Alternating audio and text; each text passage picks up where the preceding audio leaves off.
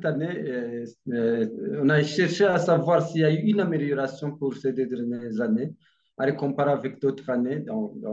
Notre rapport revient sur une comparaison des années 2017, 2018, 2019, 2020, 2021, 2022.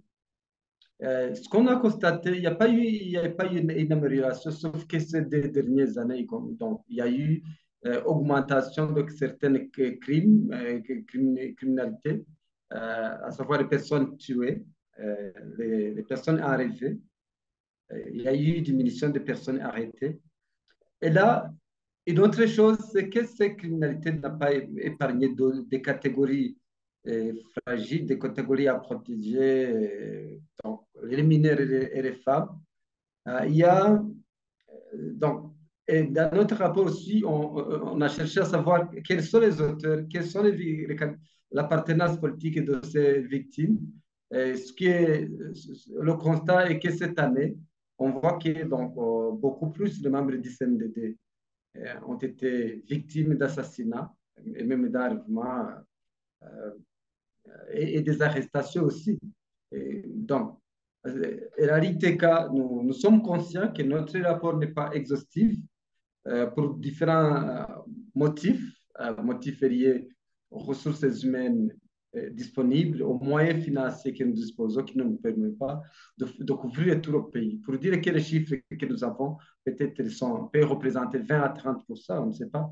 D'autres organisations peuvent avoir beaucoup de chiffres. Donc, cette année 2022, la LITEC a pu documenter 463 personnes assassinées, dont 270 ont été retrouvés cadavres éparpillés dans différentes localités, à savoir les ruissons, les marais, donc différentes localités. Et de là, à l'ITK, nous devons souligner que le phénomène d'enterrement hâti et d'enterrement d'une façon rapide, sans toutefois faire des enquêtes pour savoir les motifs de ces assassinats, pourquoi, et l'identité de ces personnes assassinées, c'est observé, ce qui montre, donc, il y a des vulnérables, il y a l'administration à la base et les policiers qui sont mobilisés pour faire ces enterrements de cadavres retrouvés. D'où la LITEK doute que toutes ces personnes assassinées, il y a une main cachée du pouvoir. On a aussi documenté 43 personnes arrivées, 139 victimes de violences basées sur le genre, 57 torturées et 448 personnes arrêtées arbitrairement. Et nous devons souligner que cette année 2022, à la LITEK, on a pu documenter 19 réapparitions. Parmi les personnes que la LITEK avait rapportées comme disparues dans les années passées, 19 ont réapparu. Donc, à la LITEK, on fait toujours le suivi. On fait toujours le suivi de ces cas pour voir si une ou l'autre qui ont été rapportés comme disparus réapparaît. Donc, et aussi, on a cherché à savoir quelles sont les personnes qui ont été assassinées par des agents étatiques. Parmi les personnes assassinées, il y a eu, donc, parmi les 463 assassinés, 40 ont été tués par des agents étatiques, dont 9 cas ont été des exécutions extrajudiciaires. J'avais souligné les crimes n'ont pas épargné les femmes, les mineurs. Donc, dans ce rapport, nous avons 62 femmes et 62 mineurs tués, 8 femmes et 27 mineurs torturés, 3 femmes enlevées, 34 femmes et 65 mineurs et 3 arrêtés arbitrairement. Et donc, quelles sont les catégories des victimes, l'appartenance politique des victimes? Parmi les personnes, tu en as vu que donc 23 membres du CNDD et 4 membres du CNR ont été tués. 14 membres du CNR et 10 membres du CNDD-FDD ont été enlevés.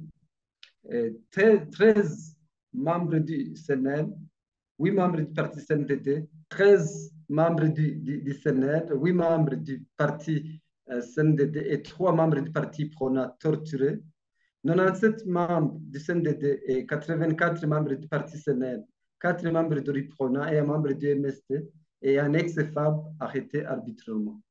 Ça, c'est le bilan que la Ligue TK dispose pour cette année. En gros, nous voyons que donc, beaucoup d'auteurs ne sont pas identifiés.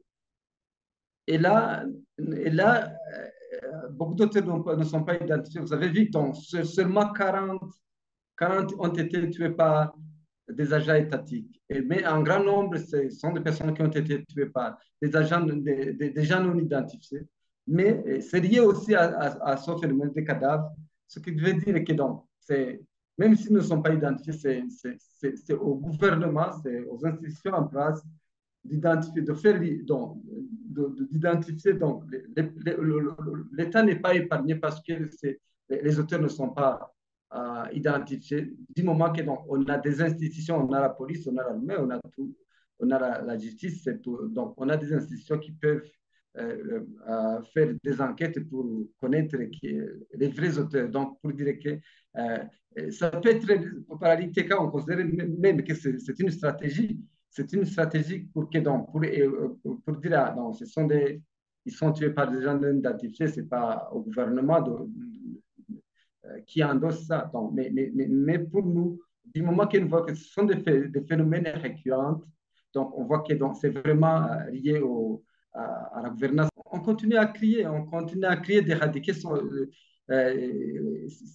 ces crimes qui endeuillent la communauté burundaise, la population burundaise. Donc, on demande au gouvernement de faire tout, de mobiliser toutes les ressources pour arrêter ces violations des droits humains, pour arrêter ces criminalités. On voit que, donc, par ailleurs, suite à l'impunité qui règne, on voit que, donc, pour le moment, les Burundais des personnes sont tuées pour des petites choses. Donc, tu as une dette de 2000 francs, on te tue parce qu'on voit qu'il y a l'impunité qui règne.